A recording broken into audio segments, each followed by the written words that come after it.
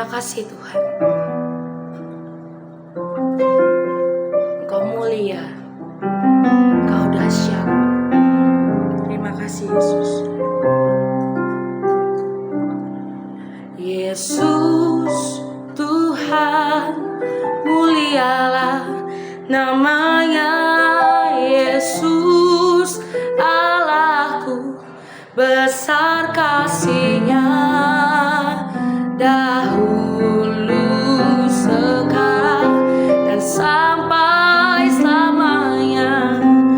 Kasih-Nya tak pernah berubah. Yesus, Yesus Tuhan, mulialah namanya. Yesus Allahku, besar kuasa-Nya, dahulu, sekarang, dan sampai selamanya. Kuasa-Nya tak pernah berubah.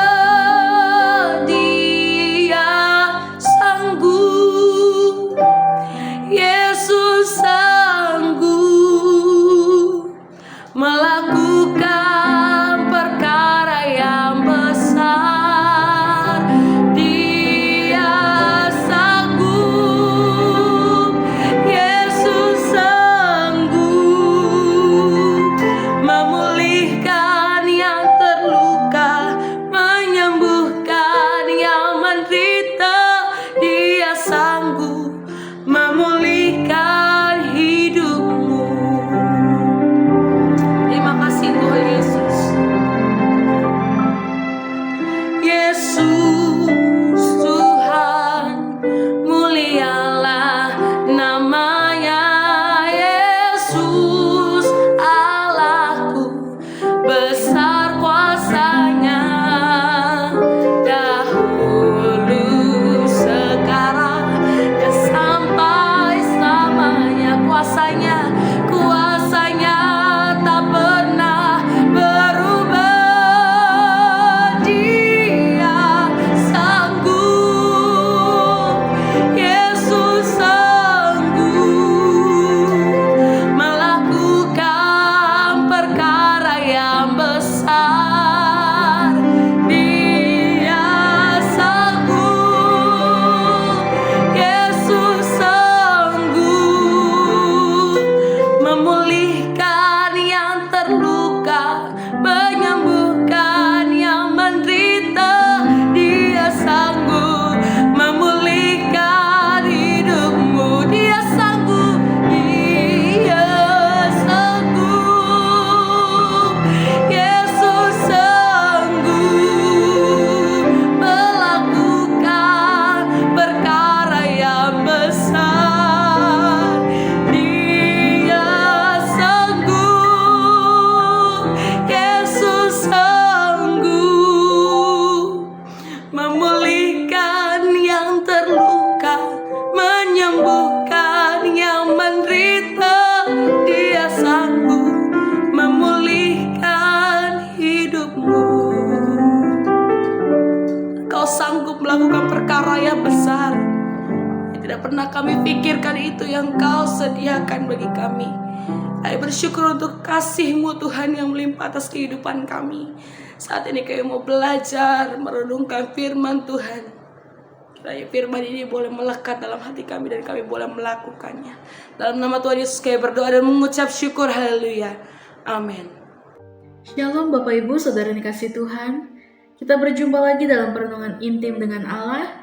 Pada hari ini, hari Rabu, tanggal 17 September 2025, kita akan mendengarkan dan merenungkan sebagian daripada firman Tuhan yang bertemakan semua atau tidak sama sekali. Pada perenungan hari ini yang berfokus dalam Yohanes 6 ayat 60-69. Dan pembacaan Alkitab kita dalam satu tahun ini terdapat di dalam Daniel pasal yang ke-7 sampai pasal yang ke-9. Saya harap Bapak Ibu Saudara-saudari dapat membacanya terlebih dahulu. Saya akan bacakan dalam Yohanes 6 ayat 69, demikian firman Tuhan. Dan kami telah percaya dan tahu bahwa Engkau adalah yang kudus dari Allah. Pada teks sebelumnya, Yesus berkata, "Aku adalah roti hidup. Siapa makan dagingku dan minum darahku, ia akan hidup selamanya." Setelah para murid dan orang banyak mendengar ajaran Yesus, terdapat dari antara mereka yang berkata, "Ajaran ini terlalu berat untuk dilakukan." Sejak itu terdapat di antara para murid yang mengundurkan diri. Berangkat dari latar belakang tersebut, topik renungan hari ini yang berjudul "Semua atau Tidak Sama Sekali". Untuk mempelajari topik ini, terdapat beberapa komponen yang patut diperhatikan. Yang pertama, beriman secara total dalam ayat 60-61. Seluruh manusia yang terdapat pada berbagai bangsa saat itu percaya pada ilah lain atau dewa atau Baal atau penyembahan di bawah pohon atau di atas gunung atau di tepi air dan atau keyakinan yang diciptakan manusia itu sendiri. Dalam keadaan seperti itulah Allah mengarahkan pandangannya kepada salah seorang sosok yang bernama Abraham. Allah memperdengarkan firman-Nya kepada Abraham. Allah memanggil Abraham untuk keluar dari rumah orang tuanya, meninggalkan kaumnya dan dewa-dewanya ke tempat yang akan ditunjukkan Tuhan kepadanya. Untuk memutuskan pengikut panggilan Tuhan, tentu saja Abraham memiliki pergumulan yang berat. Tetapi pada akhirnya, Abraham percaya kepada Tuhan secara total, meninggalkan segalanya untuk mengikut Tuhan. Sejak saat itu, muncul pemaknaan baru dalam memahami doktrin yang sangat penting, yakni, lalu percayalah Abraham kepada Tuhan, maka Tuhan memperhitungkan hal itu kepadanya sebagai kebenaran. Dalam Kejadian 15 ayat yang ke-6. Percaya kepada Tuhan yang membenarkan, bukan upaya manusia untuk mencari Tuhan. Iman yang menyelamatkan, bukan karena perbuatan baik atau amal saleh manusia. Tanpa Tuhan menyampaikan firman-Nya kepada Abraham, manusia tidak akan memiliki jalan terbuka untuk beribadah kepadanya seperti saat ini. Tidak mungkin manusia yang telah jatuh ke dalam dosa, hidup di dalam dosa, dan diperanakan dalam dosa memiliki upaya sendiri untuk berkenan kepada Tuhan. Semua karena kasih-Nya. Dari sini kita dapat melihat iman Abraham untuk percaya sepenuhnya kepada Tuhan yang memungkinkan terbukanya jalan pembenaran, bukan benar tetapi dibenarkan oleh karena kasih dan perkenanan-Nya. Lalu yang kedua, percaya kepada Yesus Kristus adalah pekerjaan roh dalam ayat 62-63. Tidak seorang pun manusia berdosa dapat menyodorkan namanya sendiri untuk memperoleh kasih karunia Tuhan.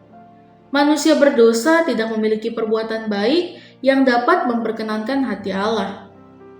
Mustahil manusia berdosa dalam ketersesatannya dapat melakukan sesuatu yang menyenangkan hati Tuhan. Karena perbuatan baik orang berdosa hanya seperti kain lapuk di pemandangannya. Sampai di sini muncul pertanyaan. Lalu siapa yang menyebabkan manusia berdosa percaya kepada Yesus Kristus sebagai Tuhan dan Juru Selamat? Yang menyebabkan setiap orang percaya kepada Yesus Kristus adalah Roh Kudus. Jika Roh Kudus mengerjakan sesuatu berdasarkan kehendak-Nya dalam kehidupan setiap orang, siapapun tidak akan dapat memisahkan dari kasih-Nya yang maha besar. Jika demikian, mengapa Yesus menyampaikan amanat untuk memberitakan Injil? Karena para murid tidak mengetahui secara pasti siapa yang akan percaya pada pemberitaan Injil yang disampaikan. Untuk itulah para murid semakin perlu memberitakan Injil. Yang pasti, Ia menghendaki semua orang memperoleh keselamatan, bukan manusia berdosa yang memilih Yesus Kristus, tetapi Tuhanlah yang memilih setiap orang yang berkenan kepadanya menjadi pewaris kasih karunia-Nya yang begitu besar. Lalu yang ketiga, ketika ajaran tidak sesuai harapan, orang-orang yang memiliki iman yang mendua hati akan meninggalkan Yesus dalam ayat 64-66. Sebelum memulai pekerjaannya, Yesus saja dicobai oleh iblis sampai 3 kali. Setelah berpuasa 40 hari 40 malam, tentu ia lapar. Cobaan pertama yang disampaikan iblis kepada Yesus untuk merubah batu menjadi roti yang dapat dimakan untuk mengenyangkan. Tetapi Yesus tidak mau melakukan godaan iblis. Kemudian iblis membawa Yesus ke Yerusalem untuk naik ke bumbungan bait suci. Di tempat ketinggian itu iblis mencoba Yesus kedua kalinya. Iblis menganjurkan Yesus menjatuhkan diri ke bawah karena terdapat pada bagian kitab suci yang mengatakan bahwa kaki Yesus tidak akan terantuk batu. Yesus pun tidak mau melakukannya. Untuk ketiga kalinya iblis membawa Yesus ke gunung yang sangat tinggi. Iblis memperlihatkan seluruh kerajaan dunia dan kemegahannya. Iblis menganjurkan Yesus sujud kepada iblis untuk memperolehnya. Tetapi Yesus tidak pernah meninggalkan Tuhan dan firman-Nya. Ia menggunakan kekuatan firman untuk mengenyahkan iblis dari hadapannya. Lalu yang keempat, hendaknya menyadari dengan sungguh-sungguh bahwa di luar Yesus tidak akan terdapat tokoh yang dapat memberikan hidup yang kekal. Dalam ayat 67-69. Dalam menunaikan tugas keagamaan, Tuhan telah mengutus beberapa imam, nabi, dan rasul. Tetapi hanya Yesus yang berani berkata, "Akulah jalan, kebenaran, dan hidup. Tidak seorang pun yang sampai kepada Bapa, yaitu surga yang kekal, tanpa melalui aku." Bapak, Ibu, Saudara-saudari dapat melihatnya dalam Yohanes 14 ayat yang ke-6. Hanya sosok yang mampu mengalahkan kematian yang dapat meyakinkan setiap orang berdosa untuk memperoleh hidup kekal bersamanya. Kebangkitannya dari kematian adalah bukti nyata untuk mengalahkan kematian akibat dosa. Upah dosa adalah maut atau kematian. Orientasi hidup orang-orang percaya di dunia ini untuk berlanjut pada kehidupan kekal atau selamanya. Apa yang dilakukan pada hidup yang sementara akan menentukan kelanjutannya pada hidup kekal. Perbuatan hidup yang sementara ini tidak dapat dipisahkan dari realita kehidupan yang sementara. Amin. Mari kita sama-sama berdoa. Bapa yang baik, terima kasih Tuhan untuk perlindungan pada hari ini ya Bapa. Terima kasih Tuhan, biarlah firman-Mu merema bagi kehidupan kami. Kami tahu dan kami yakin dan percaya semuanya hidup kami itu seturut dengan kehendak-Mu ya Bapa. Biarlah Tuhan, kami dapat menjadi terang-Mu di bumi ini hingga Engkau memanggil kami ya Bapa. Semua hidup kami menyerahkannya ke dalam tangan-Mu. Biarlah kehendak-Mu yang jadi bagi kami ya Bapa. Terima kasih Tuhan Yesus, biarlah firman ini selalu menjadi rema bagi kami. Dalam nama Tuhan Yesus, haleluya. Amin. Salam sejahtera bagi kita semua. Shalom.